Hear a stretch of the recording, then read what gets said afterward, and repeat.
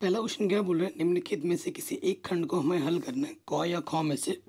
लेकिन एग्जाम में तो दोनों ही आएंगे ना, तो तैयारी करके जानी। पहला जो इंटीग्रेशन है 0 से π/4 log 1 + 10x dx का मान ज्ञात कीजिए। ये वेरी वेरी इंपॉर्टेंट क्वेश्चन है और बोर्ड एग्जाम में इसको बार बार बार बार पूछा जाता है।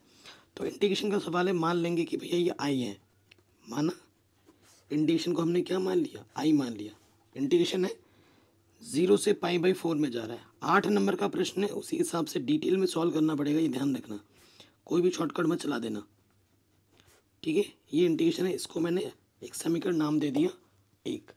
अब देखो, जब भी हमारा इंटीग्रेशन 0 से a के फॉर्म में जाता है तो हमें गुणधर्म लगाना होता है। 0 से a fx dx होने पर हम नियम लगाते हैं 0 से f a - x dx, ये हम नियम लगाते हैं।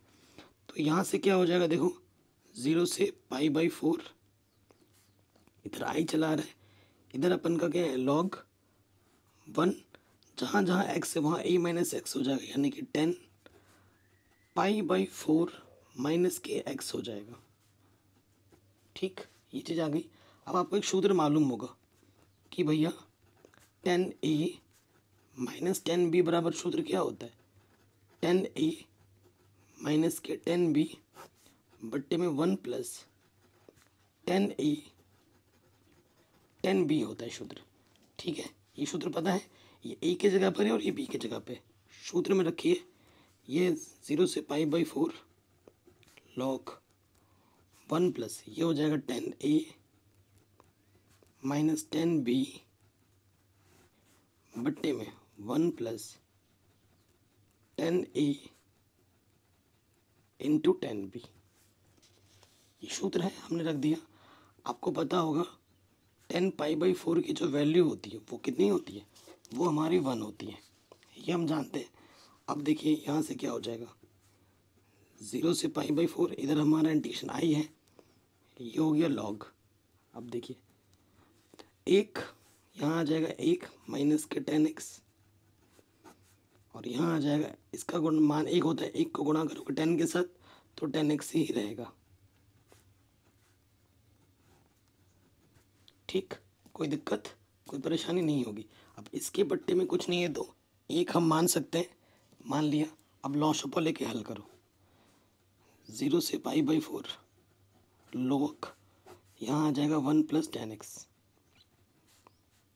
ठीक, इसकी गुणा इसके साथ ये हो जाएगा 1 + 10x प्लस इसकी गुणा इसके साथ ये हो जाएगा 1 - 10x।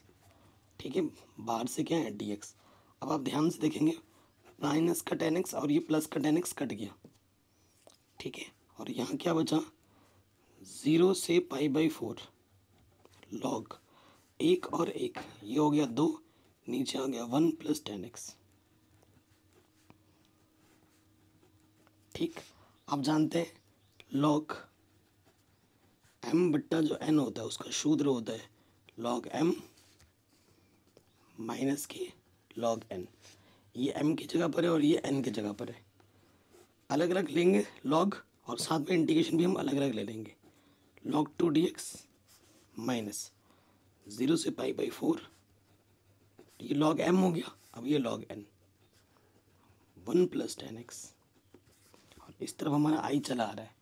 अब ये अगर ध्यानपूर्वक देखेंगे हम, ये हमारा क्या है बच्चों, ये तो हमारा दिया गया प्रश्न ही है, समीकरण नंबर 1 से, ये हमारा दिया गया प्रश्न ही है, यहाँ लिख दोगे समीकरण 1 से। ठीक है, समीकरण 1 से क्या हो जाएगा, log 2 बाहर आ गया, 0 से π/4 dx, और इसके जगह पे आ गया माइनस की आई, माइनस की आई इधर के क्या हो जाएगा, प्लस की आई, यानी कि 2i हो जाएगा। log 2 dx का इंटीग्रेशन x, लिमिट 0 से π/4, तो ये log 2 हो गया। एक बार आते हैं अपर लिमिट माइनस के लोअर लिमिट, तो ये log 2 π/4 है कि नहीं, इधर 2i है, तो i का मान क्या हो जाएगा, ये जो दो गुणे में इधर के क्या हो जाएगा, बट्टे में गुणे में आ जाएगा, तो ये हो जाएगा π/8, 4 दूनी 8, π/8 log 2। ये क्वेश्चन वेरी वेरी इंपॉर्टेंट है और इस क्वेश्चन को बोर्ड एग्जाम में बार बार पूछा जाता है। ठीक है, आराम से बन गया। कहीं पे भी डाउट हो या आपको कहीं दिक्कत लगे, आप प्रश्न को एक बार दोबारा ज़रूर देखें। 8 नंबर इसके मिल गए, या फिर इन दोनों को हल करो 8 नंबर लो, ठीक है। मेरे को अगर चॉइस दी थी तो मैं पहला वाला ही कॉ नंबर करता। कॉ में 2 ऑप्शन आ गए ना, 2 क्वेश्चन सॉल्व करने पे 8 मिल रहे हैं और इसमें एक ही सॉल्व करने पे 8 मिल रहा है। अब खॉ का भी करेंगे हम, देखो खॉ का भी करेंगे। हमारे पास इंटीग्रेशन है, हमेशा इंटीग्रेशन को आई मान लेते हैं।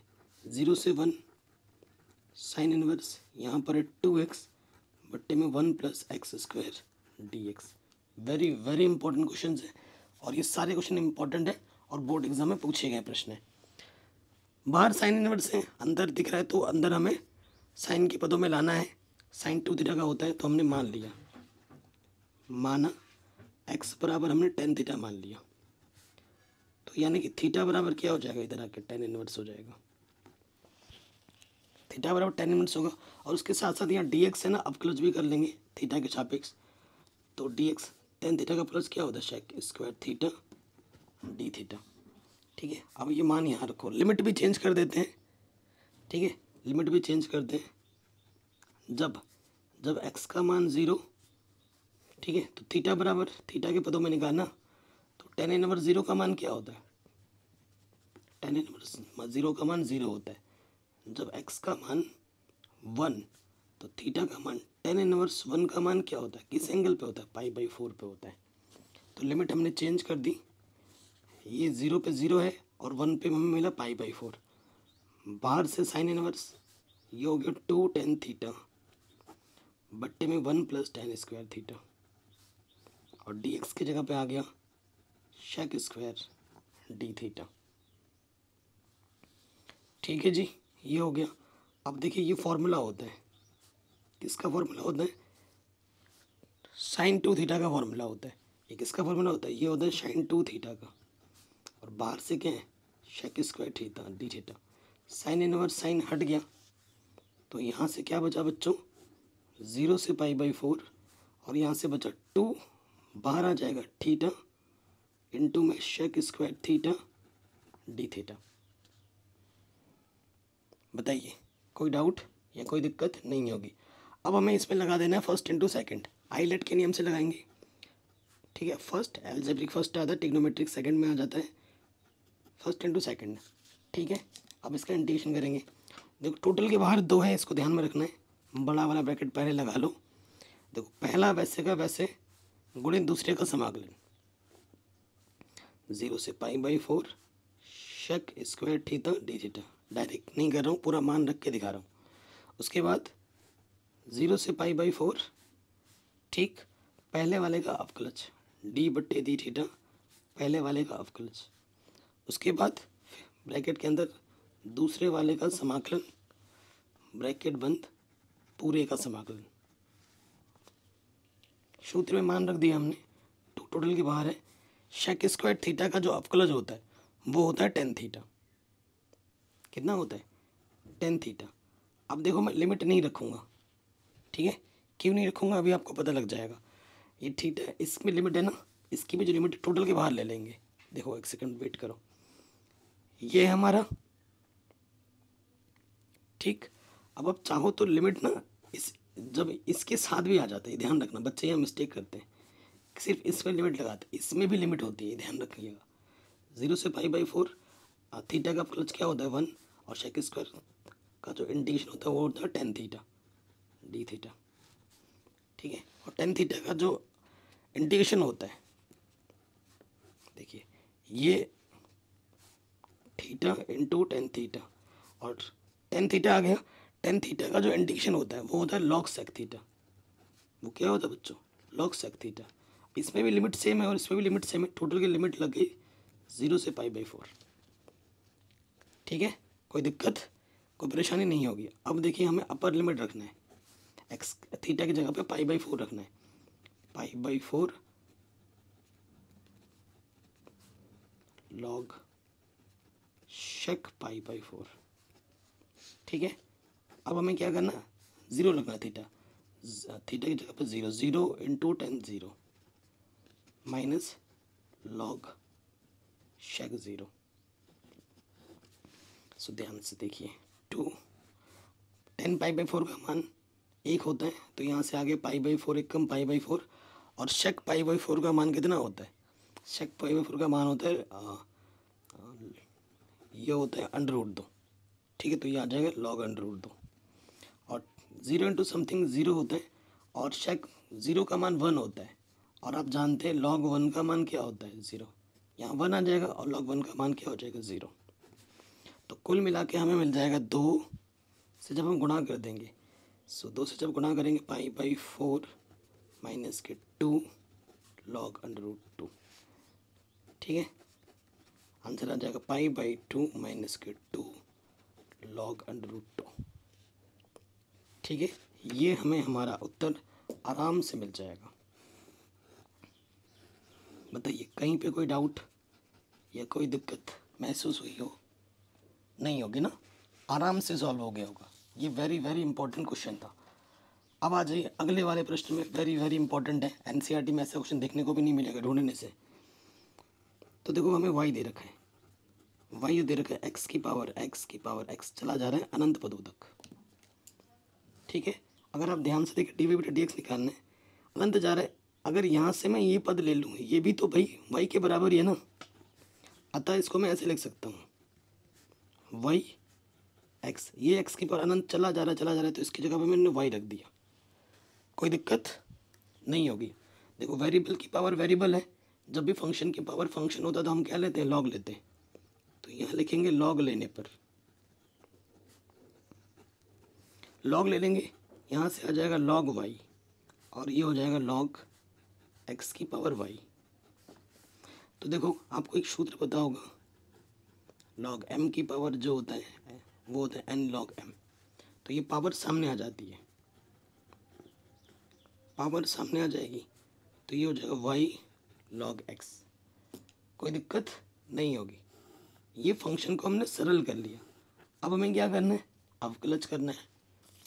ठीक है जी, अब हमें क्या करना है? अवकलज करना है। तो क्या लिख देंगे?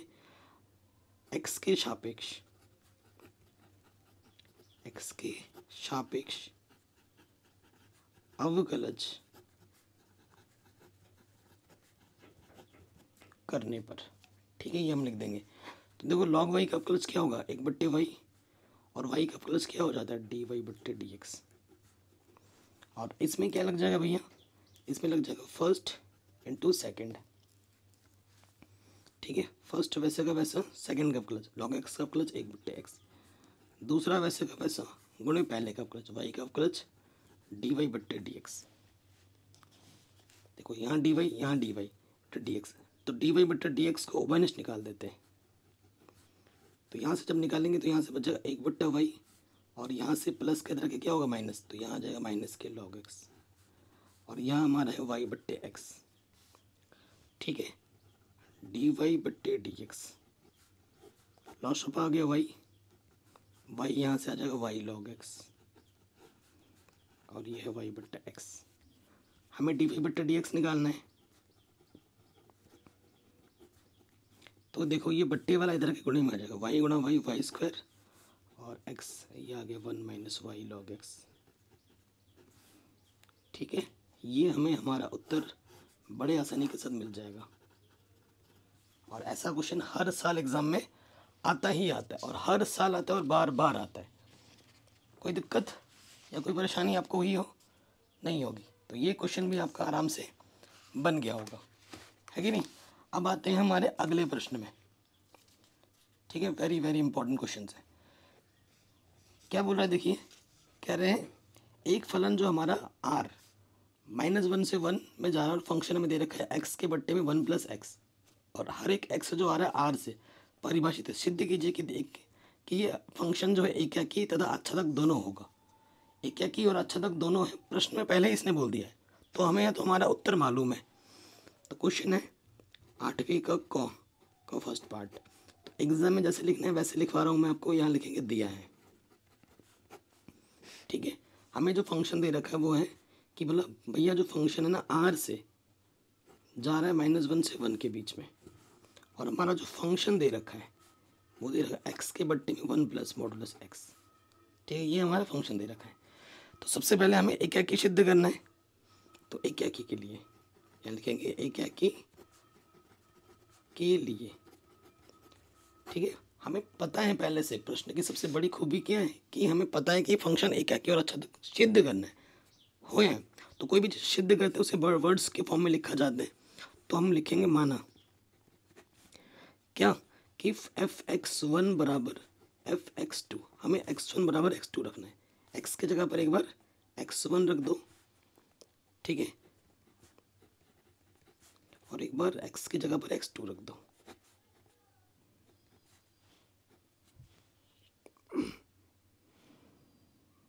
हाँ, यहाँ से हो जाएगा x2। देखो मॉडुलस क्या होता है, अगर कुछ भी नेगेटिव है बाहर आके क्या हो जाता है पॉजिटिव, x1 बट्टे में 1/x1, ये x2 बट्टे में हो जाएगा 1/x2। ठीक, आगे थोड़ा और हल कर देते हैं। तिरछे गुणा कर दोगे तो क्या हो जाएगा x1 प्लस x1 x2, और इधर हो जाएगा x2 x1 x2। ये हो गया x1 x2 से दोनों तरफ कैंसिल हो गया, क्या मिल गया हमें x1 बराबर x2। ये लेके चले थे और यहाँ पे पहुँच गए। ठीक है, अतः एकाकी है। ठीक है, अतः एकाकी है। अब एक चीज़ पे मेंशन करनी हमें बहुत ज़रूरी है कि इस x1 और इस x2 का मान 0 से बड़ा है, क्योंकि बट्टे में है ना फंक्शन, ये मेंशन करना बहुत ज़रूरी है, ये ज़रूर मेंशन कर देना। ठीक है, अब नेक्स्ट हमें क्या सिद्ध करना है, आच्छादक सिद्ध करना है। उसके लिए कैसे करेंगे, देखो नेक्स्ट हमें सिद्ध करना है आच्छादक।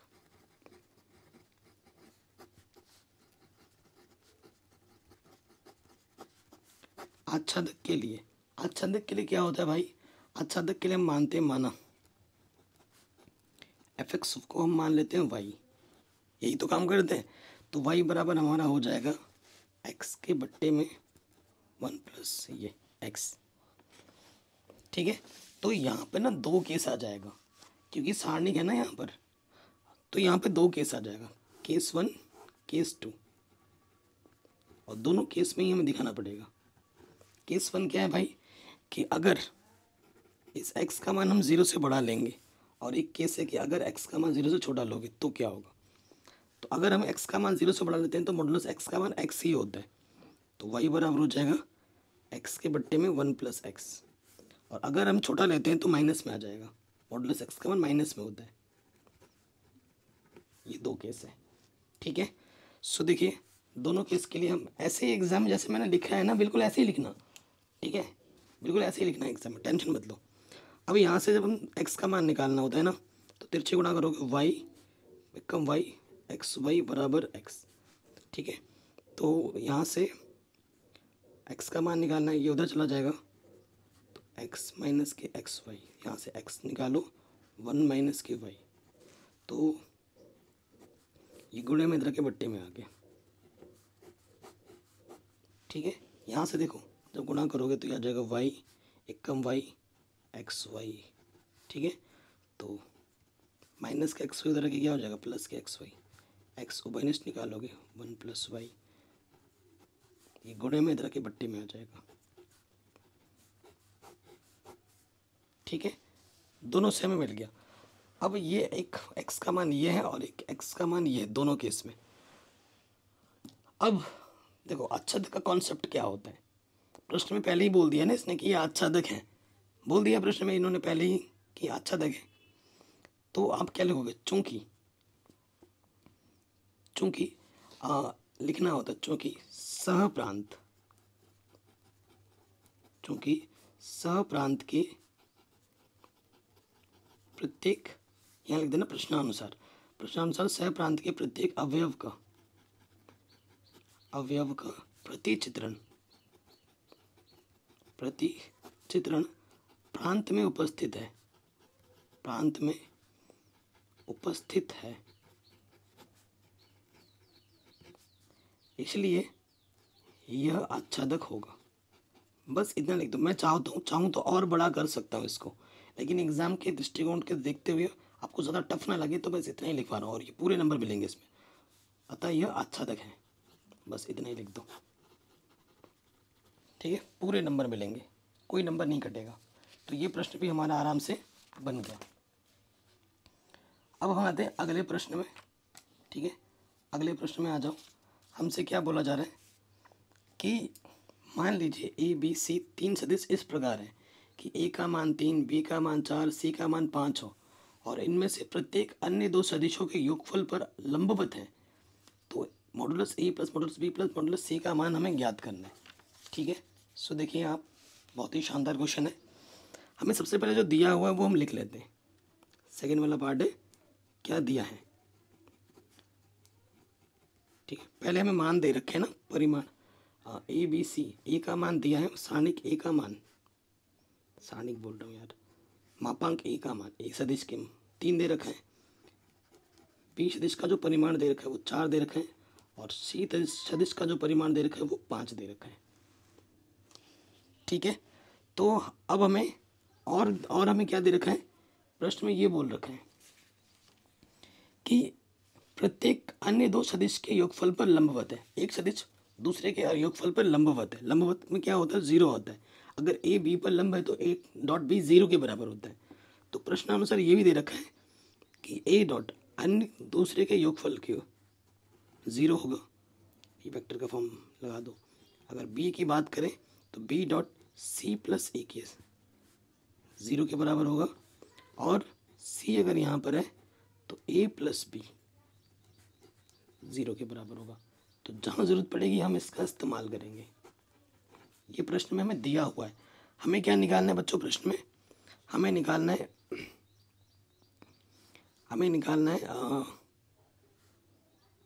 ए प्लस बी प्लस सी। ये हमें प्रश्न में निकालना है।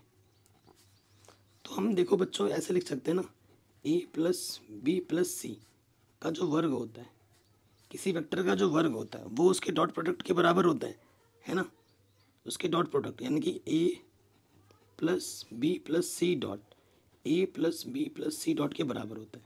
ये चीज़ आप जानते हो, ये बेसिक्स कॉन्सेप्ट है, आपके क्लियर होने चाहिए।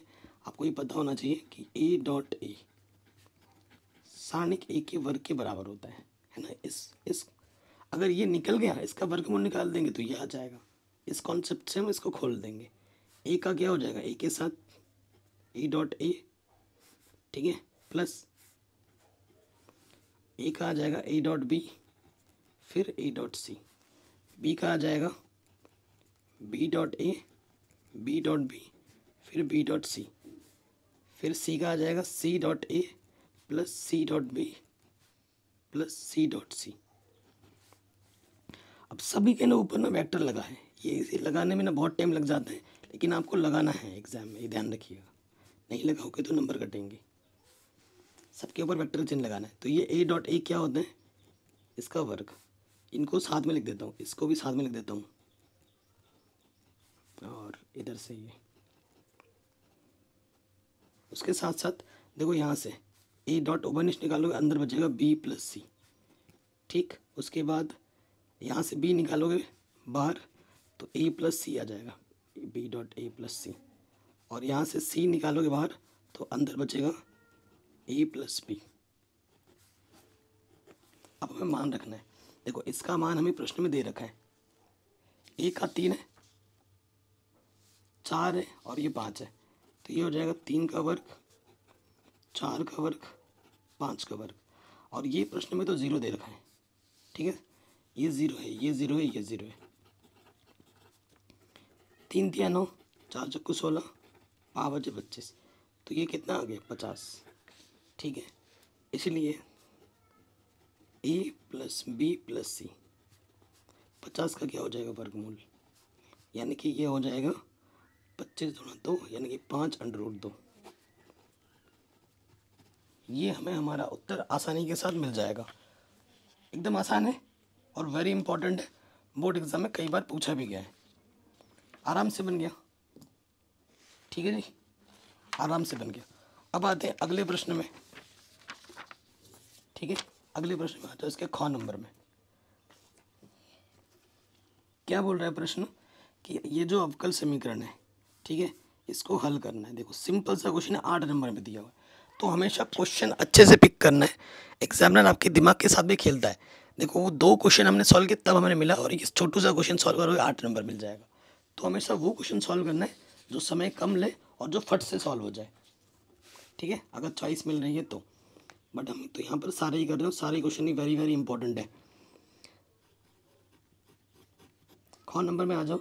हमें क्या दे रखा है, यहाँ लिखेंगे दिया है गिवन 1 + y² + x - e की पावर में माइनस के tan इनवर्स y। शानदार क्वेश्चन है। और यहाँ पर है dy/dx बराबर 0। इसको आपको हल करना है, इसका व्यापक हल आपको निकालना है, ठीक है, इसके व्यापक हल को हमें निकालना है। अगर इस क्वेश्चन को ध्यान से देखोगे तुम्हें थोड़ा सा अजीब लगेगा कि भाई क्या ही है यह, तो देखो अगर ध्यान से देखो, ठीक, ये प्लस का उधर जाके क्या हो जाएगा माइनस का, तो यहाँ पर देखो क्या बचा x e की पावर माइनस के tan इनवर्स y, और यह dy/dx, और ये प्लस का इधर के क्या हो जाएगा माइनस का, ठीक है। ये माइनस को मैं यहाँ लगा देता हूँ, मैंने यहाँ लगा दिया। अब देखो अगर मैं पलट दूँ, ठीक है, अगर मैं इसको पलट दूँ तो अगर dx/dy कर लूँ, dx/dy क्या हो जाएगा, ये इधर गया, ये इधर आ गया, और ये इधर आ जाएगा, ठीक है। तो ये हो जाएगा x - e की पावर tan इनवर्स y बट्टे में 1 + y²। ये हो गया। अब देखो dx/dy, ये नेगेटिव इधर आके क्या हो जाएगा पॉजिटिव, ये नेगेटिव इधर वाला आके क्या हो जाएगा पॉजिटिव, और साथ ही साथ मैं अलग ले रहा हूँ, ठीक। और नेगेटिव नेगेटिव पॉजिटिव, ये हो गया e की पावर में tan इनवर्स y बट्टे में 1 + y²।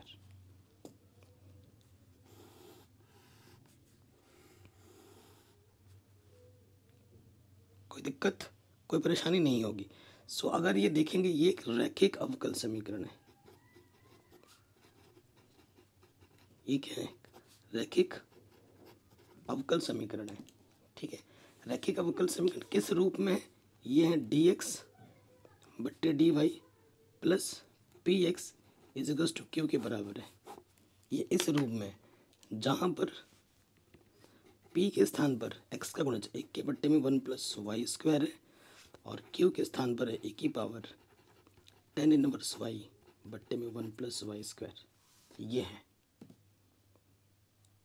ठीक है। अब हमें क्या करना है, अब हमें निकालना है इंटीग्रेटिंग फैक्टर, ठीक है। अब हमें निकालना है समाकलन गुणक, e की पावर में p क्या होता है p/dy, क्योंकि बट्टे में y है ना। अब इसको हल करो, p का मान क्या है 1/1 + y² dy, जिसका इंटीग्रेशन होता है tan इनवर्स y। ये हमें हमारा समाकलन गुणक मिल गया, ठीक है। अतः अवकल समीकरण का हल, अतः अवकल समीकरण का हल, ये हमें निकालना है। अवकल समीकरण का हल क्या हो जाएगा, x into integrating factor integration q into integrating factor dy + c, ठीक है। ये सूत्र होता है। तो x इंटीग्रेटिंग फैक्टर तो e की पावर में tan इनवर्स y, और q हमारे पास है e की पावर में tan इनवर्स y, ठीक है। और हमारा जो इंटीग्रेटिंग फैक्टर है वो भी है e की पावर में tan इनवर्स y, ठीक है। वो भी क्या है e की पावर में tan इनवर्स y। तो देखिए यहाँ से क्या हो जाएगा,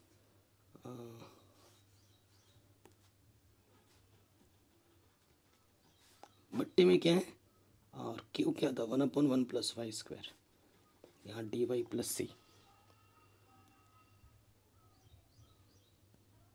ओके, कोई दिक्कत, कोई परेशानी नहीं होगी। अच्छा ये थोड़ा सा ध्यान रखिएगा, ये माइनस में था, ये माइनस में था, ठीक है। ये हमारा क्या था माइनस में, ये माइनस में tan इनवर्स के सामने माइनस है ये वाला, ठीक है, ये ध्यान रखिएगा। अब देखो गुणा में घातें जुड़ती हैं, इसकी पावर और इसकी माइनस पावर जुड़ के 0 हो जाएगी, ए की पावर क्या हो जाएगी 0, और ये आ गया 1 + y² dy। देखो क्वेश्चन कितना सिंपल हो गया है, ये बन गया किसी की पावर 0 हो उसका मान 1 होता है, और इसका इंटीग्रेशन क्या हो जाएगा 10 इनवर्स y प्लस सी, और इधर क्या है हमारा x e की पावर 10 इनवर्स y। ये हमें हमारा अवकल समीकरण का व्यापक हल आराम से मिल गया, ये हमें हमारा व्यापक हल मिला। बताइए कोई डाउट, कोई दिक्कत महसूस हुई है? नहीं होगी। तो ये क्वेश्चन भी हमारा आराम से बन गया, वेरी वेरी इंपॉर्टेंट क्वेश्चन है और इसको बोर्ड एग्जाम में बार बार पूछा गया है।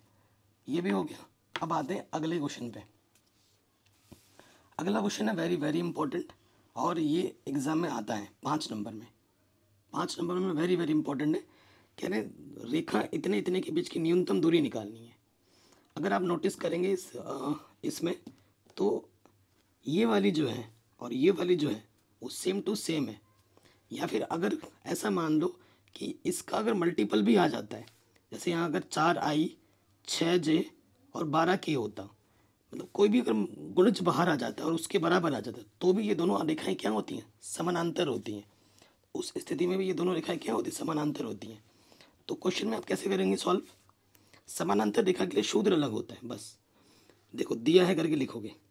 वेरी इंपॉर्टेंट, हर साल एग्जाम में आता है, हर साल। मान ये भी इस साल आएगा ही आएगा। इस टॉपिक पे तो मैंने अलग से वीडियो भी बना दी है क्योंकि हर साल एग्जाम में आ जाता है। तो देखो हमारे पास a1 क्या है हमारे पास? i प्लस 2j माइनस के 4k, और जो a2 है वो है 3i प्लस 3j माइनस के 5k। ठीक, और ये b1 और b2 सेम है तो इसको b कहा जाता है। इसका सूत्र होता है 2i, ठीक है, b दे रखे, ये b हमें दे रखा 2i plus 3j plus 6k। ठीक है, अब इन क्योंकि ये समांतर रेखा है, ये किसका केस है?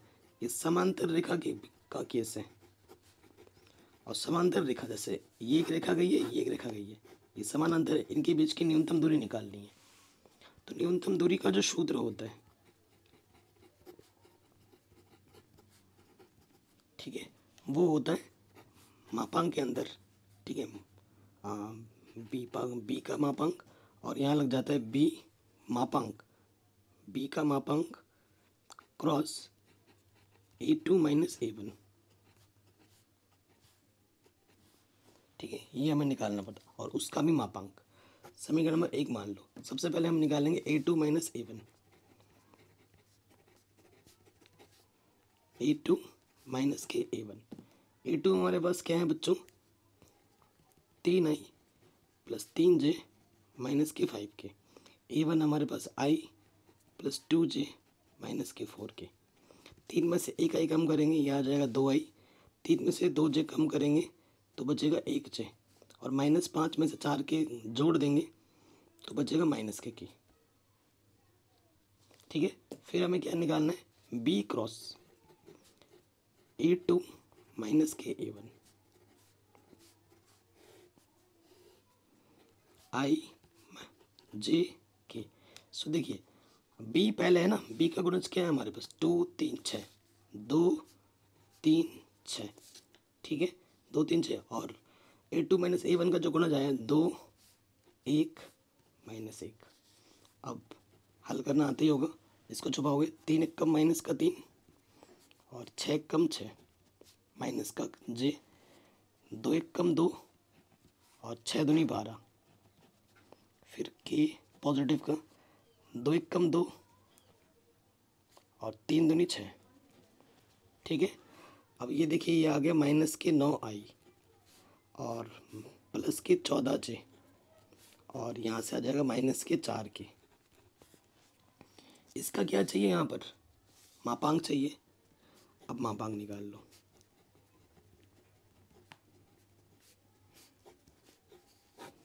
तो 9 माइनस 9 का वर्ग कर देंगे, 14 का वर्ग कर देंगे, और माइनस 4 का वर्ग करके जोड़ देंगे। 9 9 81, 14 का वर्ग 196, और 4 का वर्ग 16।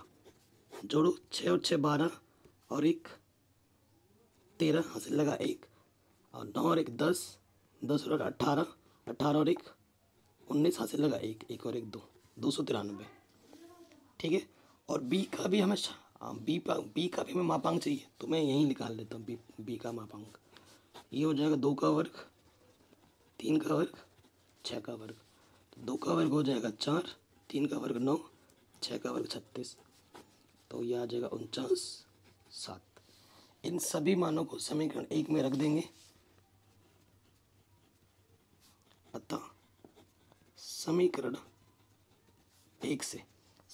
1 से जो हमारा न्यूनतम दूरी आ जाएगा डी, पहले ये रखना है, ये आएगा 293 और सारणिक बी का मान कितना है 7। ये हमें हमारा उत्तर आराम से मिल जाएगा और ये हर साल एग्जाम में आता है, हर साल। ठीक है, ये क्वेश्चन आएगा ही आएगा, इस टाइप का एक क्वेश्चन।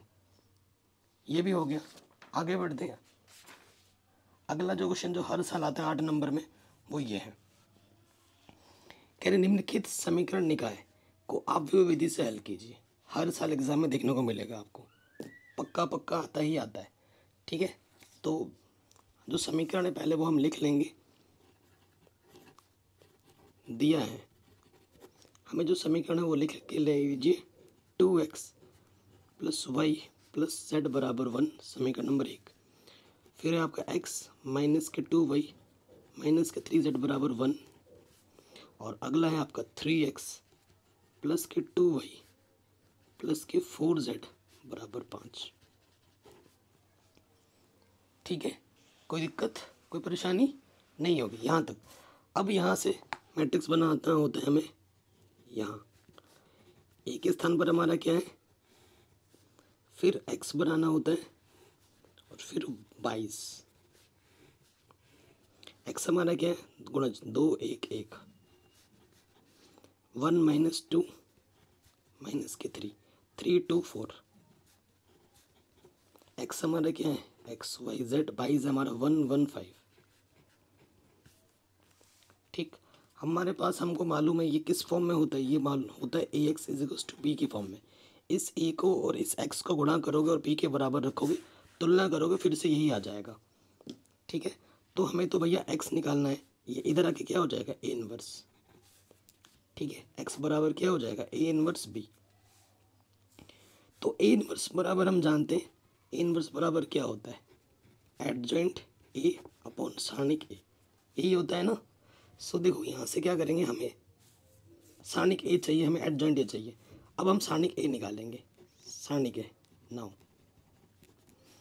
सारणिक ए हमारे पास क्या है, 2 1 1 1 -2 - 3, यहाँ पर 3 2 4। प्रसार कर देंगे R1 के सापेक्ष। ठीक है ना, यहाँ पे आपका ये प्लस का होता है, माइनस का, ये प्लस का। R1 के सापेक्ष प्रसार कर दो। 2 4 दूनी 8 और 3 दूनी 6, माइनस का 6, माइनस माइनस प्लस, फिर -1, 1 चौके 4, माइनस 3 3 9, माइनस माइनस प्लस। ठीक है जी, उसके बाद ये हो गया। अब ये प्लस का 1 ये छुपा, 1 दूनी 2 और 2 3 6, माइनस का माइनस माइनस प्लस। तो ये आ जाएगा 2 माइनस का 2, 9 और 4 13 और 2 और 6 8। कोई दिक्कत बताइए आपको, यहाँ तक हुई, कोई परेशानी नहीं होगी। अब देखिए, अब इसको हल करेंगे। ठीक है, तो 2 दूनी माइनस के 4, 13 1 कम 13 8, 8 और 17, माइनस के 17 में से 8 घटा दो तो कितना आ जाएगा, -9। तो सारणिक ए का मान -9 है, जो कि 0 के बराबर नहीं है, अतः ए इनवर्स का अस्तित्व है। मतलब ए इनवर्स निकलेगा। कभी कभी ऐसे प्रश्न भी एग्जामिनर डाल देता है जिसमें ए सारणिक ए का मान 0 आ जाता है। सारणिक ए का मान 0 आ गया तो आगे हल ही नहीं कर सकते हम। ठीक है, अब हमें एडजॉइंट निकालना है। ठीक है, क्या निकालना है बच्चों, एडजॉइंट के लिए। नेक्स्ट स्टेप, एडजॉइंट ए के लिए। एडजॉइंट ए के लिए आपको क्या क्या चाहिए, A11 A12 A13, फिर आपको चाहिए A21 A22 A23, फिर आपको चाहिए A31 A32 A33।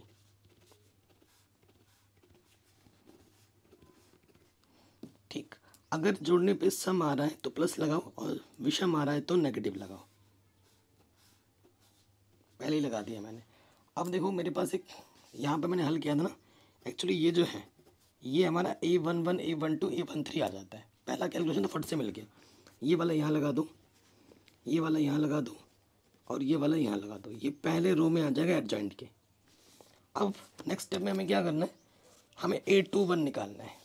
तो देखो मैंने इसको पहले से लिख के रखा है कॉपी में, A21 का मतलब है, देखिए यहाँ से ना हमारा दूसरा रो छुपेगा, पहला कॉलम छुपेगा। तो 1 चौके 4 और 1 दूनी 2, 4 में से 2 घटाएंगे 2, ये आ गया माइनस के 2। अब 2 2 यानी कि दूसरा रो दूसरा कॉलम, दूसरा रो छुपा दिया दूसरा कॉलम छुपाओ। 2 चौके 8 और 1 तिया 3, तो ये आ गया 5। ठीक है, अब हमें क्या करना है, दूसरा रो तीसरा कॉलम छुपाना है। तो 2 दूनी 4 और 1 तिया 3, यह आ जाएगा माइनस के 1। अब हमें आना है तीसरा रो पहला कॉलम छुपाओ। तो 1 तिया माइनस के 3 और 1 दूनी 2, माइनस माइनस प्लस, तो ये आ जाएगा माइनस के 1। ठीक है, उसके बाद तीसरा रो दूसरा कॉलम छुपाओ। तो 2 तिया माइनस के 6 और 1 एकम 1, माइनस 7 और ये हो जाएगा प्लस के 7। ठीक है, उसके बाद तीसरा रो तीसरा कॉलम छुपाएंगे। 2 दूनी माइनस के 4 और 1 एकम 1, तो ये आ गया माइनस के 5। ये हमारे आएगा दूसरे कॉलम में और ये हमारे आएगा तीसरे कॉलम में। ठीक है, इसलिए एडजॉइंट ए क्या हो जाएगा, ये आ जाएगा माइनस के 2 माइनस के 13 8, पहले कॉलम में आ गया। उसके बाद ये आ जाएगा माइनस के 2 5 माइनस का 1, फिर आ जाएगा 1। ठीक है, माइनस के 1। ठीक है, उसके बाद 7 और उसके बाद माइनस के 5। ये हमें हमारा एडजॉइंट ए मिल गया। ठीक है, काम हमारा आसान हो गया, एडजॉइंट ए मिल गया। अब हमें क्या निकालना है, हल निकालना है। चूँकि x बराबर है A इनवर्स B, तो x हमारा क्या होता है बच्चों, x y z। A inverse adjoint, यहाँ हमारा एडजॉइंट, यह हमारा बाइस आएगा। और एडजॉइंट ये यहाँ पर सारणिक ए होता है ना बट्टे में, सारणिक ए कितना है 9। ठीक है, और एडजॉइंट हमारे था माइनस के 2।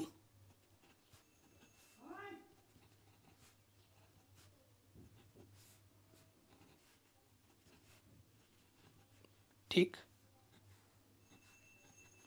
ये हो गया। यहाँ से हम लेते हैं रो और यहाँ से हम लेते हैं कॉलम। गुणा करना तो आता होगा ना बच्चों आपको, गुणा कर देंगे मैट्रिक्स की। माइनस के 1/9 बाहर, अब गुणा कीजिए। देखो 2 एकम 2, 2 एकम 2, 1 पंजे 5, 13 एकम माइनस के 13, 5 एकम 5 और 7 पंजे 35, फिर 8 एकम 8 माइनस 1 एकम 1, 5 पंजे 25।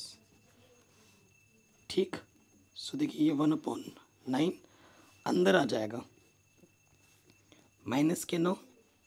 ठीक है, और यहाँ से बचेगा 27 प्लस के, और यहाँ से बचेगा माइनस के 18। हर एक को -9 से भाग दे दो। 9 एकम 9, 9 तिया 27 और 9 दूनी 18, और इधर हमारा है x y z।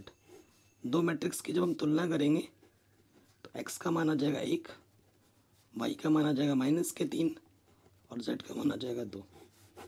ये कुछ ऐसे प्रश्न हैं जो वेरी वेरी इंपॉर्टेंट है और बोर्ड एग्जाम में बार बार आते हैं, और ऐसे मैंने ढेर सारे क्वेश्चंस करा रखे हैं, और जिसकी लिंक्स मिलेगी डिस्क्रिप्शन में। पूरी NCERT मैंने बढ़ा रखी है, नई वाली पुरानी वाली, और साथ ही साथ हर चैप्टर का 1 शॉट वीडियोस बना रखा है, रामबाण सीरीज़, जिसकी तो मैं गारंटी लेता हूँ कि क्वेश्चन यहाँ से आएंगे ही आएंगे, वो ज़रूर कर लेना। ठीक है, मिलते हैं नए वीडियो में।